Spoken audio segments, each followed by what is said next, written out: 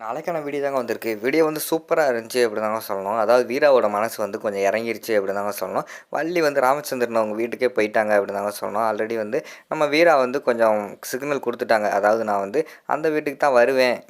மாறன வந்து ஏத்துக்கிருவேன் அப்படிங்கிற மாரி சொல்லிட்டு சிக்னல் குடுத்துட்டாங்க அப்படின்னு தாங்க சொல்லணும். அதெல்லாம் பார்க்குறவங்க சேனல மட்டும் மறக்காம லைக் அண்ட் சப்ஸ்கிரைப் மட்டும் பண்ணிருங்க. ஃபர்ஸ்ட்டு எடுத்தோனே மழை வர்ற மாரி இருக்கு. அப்போ வந்து மாறன் வந்து கூப்பிடுறாங்க. "அத்தா இங்க வாங்க. பேசாம மழை வர்ற மாரி இருக்கு. இங்க பக்கத்துல வந்து நில்லு" அப்படிங்கிற மாரி சொல்றாங்க. "ஏய் அதெல்லாம் வர முடியாதுடா. நான் ஒரு குறிக்கோளோட இருக்கேன். என்னைய நீ வந்து தடுக்காத" அப்படிங்கிற மாரி சொல்லிட்டு இருக்காங்க. "அத்தை வந்து சேரு ஒழுங்கா. இங்கே பாரு காய்ச்சல், ஜுரம்னா அப்புறம் ஒண்ணும் பண்ண முடியாது. ஒழுங்கா வந்துரு" அப்படிங்கிற மாரி சொல்லிட்டு இருக்காங்க. "என்னால வர முடியாதுன்னா முடியாது" அப்படிங்கிற மாரி சொல்லிட்டு அவங்க அந்த இடத்துல நின்னுகிட்டு இருக்கிற மாரி காட்டிக்கிட்டு இருக்காங்க. அதுக்கடுத்து பார்த்தோம்னா, உள்ள தான் காட்டிக்கிட்டு இருக்காங்க.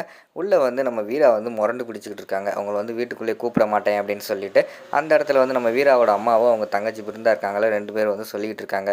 "இங்க பாரு வீரா, ஒழுங்கா வந்து உள்ள கூப்பிடு. உனக்கு அந்த தம்பி மேல தானே கோவம். அவங்க என்ன பண்ணாங்க? மழை வர்ற மாரி இருக்குடி. உள்ள கூப்பிடு" அப்படிங்கிற மாரி சொல்றாங்க. "அம்மா உனக்கு தேவைன்னா நீ கூப்பிடு. நான்லாம் உள்ள கூப்பிட மாட்டேன்" அப்படிங்கிற மாரி சொல்றாங்க. "ஏய் அவங்க வந்து உன்னைய நம்பி தான் இங்க வந்திருக்காங்க. நீ கூப்பிட்டா தாண்டி கரெக்ட்டா இருக்கும். ஒழுங்கா கூப்பிடு" அப்படிங்கிற மாரி சொல்றாங்க. "என்னாலலாம் கூப்பிட முடியாது. நீ ஆக வேண்டியத பார்த்துக்கோ" அப்படிங்கிற மாரி சொல்லிடுறாங்க. அந்த நேரத்துல வெளியில வந்து மழை வேற வந்துருது. மழை வந்து பயங்கரமா பெய்ய ஆரம்பிச்சிருது. "ஏய் அங்க பாருடி, இடி மின்னல்லாம் அடிக்குது. மழை வர்ற மாரி இருக்கு" அப்படிங்கிற மாரி சொல்லிட்டு இருக்காங்க. ஆனா வெளியில வந்து மழை பெஞ்சிருச்சு. அப்ப மாறன் வந்து கூப்பிட்டுக்கிட்டு இருக்காங்க. "அத்தா இங்க வந்துரு. மழை பெஞ்சிருச்சு பாரு. உடனே வா வான்னு" சொல்லிட்டு ஒரு பதட்டத்தோட கூப்பிட்டுக்கிட்டு இருக்கிற மாரி தான் காட்டிக்கிட்டு இருக்காங்க. ஆனா அவங்க சொல்றாங்க, "என்னால வர முடியாது. என் வீரா வந்து என்னைய கூப்பிடுவா. எனக்கு கண்டிப்பா நம்பிக்கை இருக்கு. அதுக்கப்புறம் தான் நான் வருவேன்" அப்படிங்கிற மாரி சொல்லிட்டு இருக்காங்க. "அத்தை அவலாம் கூப்பிட மாட்டா. இவ்வளோ நாள் நான் இங்க நின்னுகிட்டு இருக்கேன். என்னயவே கூப்பிடல. உன்னைய வந்து கூப்பிட போறாளா? ஒழுங்கா வா அத்தை" அப்படிங்கிற மாரி கூப்பிடுறாங்க. "அதெல்லாம் வர முடியாதுடா. எனக்கு நம்பிக்கை இருக்கு. உன்னைய கூப்பிட மாட்டா. ஆனா என்னைய கண்டிப்பா வந்து கூப்பிடுவா" அப்படிங்கிற மாரி சொல்லி பேசிக்கிட்டு இருக்காங்க.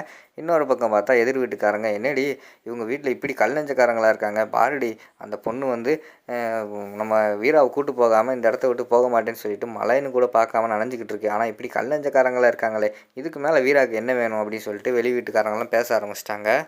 அங்கிட்டு பார்த்தா உள்ள நம்ம வீராவோட அம்மாவும் சொல்றாங்க, "ஏய் வீரா ஒழுங்கா கூப்புடி. இங்க பாருடி தேவையில்லாம வந்து நீ வந்து இப்படி பண்ணிக்கிட்டு இருக்காத. நாளைக்கு அந்த அம்மாவுக்கு வந்து உடம்பு எதுவும் சரியில்லாம போயிட்டா அதுக்கு காரணம் நம்ம தான்" அப்படின்னு சொல்லிட்டு நம்ம மேல தாண்டி பழி விழுகும். "உள்ள கூப்புடி" அப்படிங்கிற மாரி சொல்றாங்க.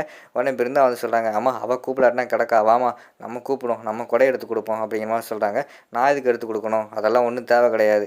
அவ மேல தானே அவங்க பாசமா இருக்காங்க. இவ தானே அடிக்கடி என்னைய விட வந்து அவங்கள வந்து வள்ளியம்மா வள்ளியம்மான்னு சொல்லிக்கிட்டு இருப்பா. அவ கூப்பிட்டா கூப்பிட்றா. இல்லைன்னா கிடக்கா. அவள கல் நெஞ்சுக்காரி ஆயிட்டா.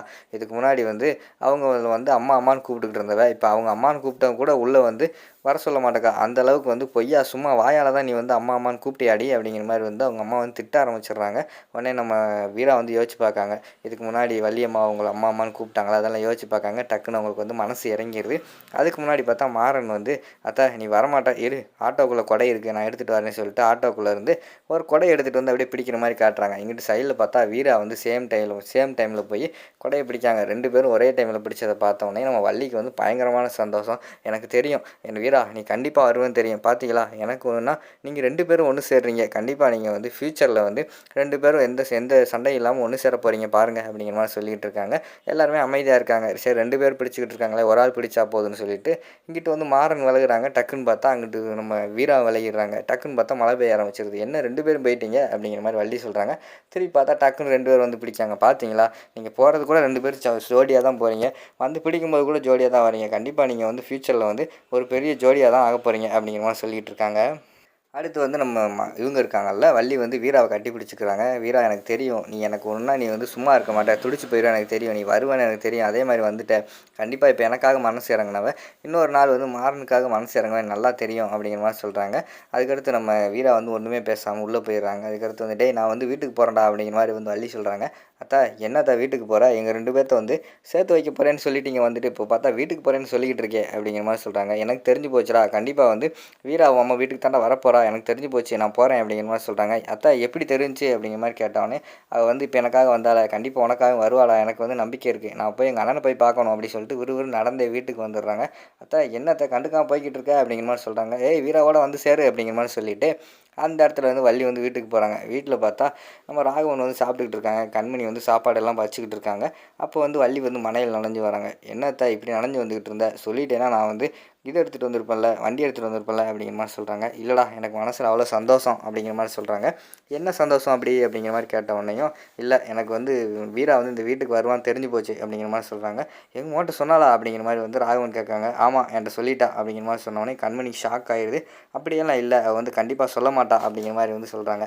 அவள் வாயால் சொல்லலை, அவளோட கண் வந்து எனக்கு காட்டி கொடுத்துருச்சு, அவள் கண்ணாலே சொன்னால் கண்டிப்பாக இங்கே வருவான்னு எனக்கு தெரியும் அப்படின்னு சொல்லிட்டு அந்த இடத்துல இருந்து வள்ளி வந்து போயிடுறாங்க. இந்த பக்கம் பார்த்தா நம்ம மாறனை பார்க்க வந்து வீரா வந்து வராங்க. என்ன மழை பெஞ்சுக்கிட்டு இருக்கு, நீ வீட்டுக்கு போலையா அப்படிங்கிற மாதிரி சொல்கிறாங்க. என்னாலும் பரவாயில்ல, நான் உன்னை கூட்டிகிட்டு போகாமல் இந்த இடத்த விட்டு நவர மாட்டேன் அப்படிங்கிற மாதிரி சொல்லிட்டு இருக்காங்க. அப்போயே இங்கேயே கெட அப்படிங்கிற மாதிரி சொல்கிறாங்க.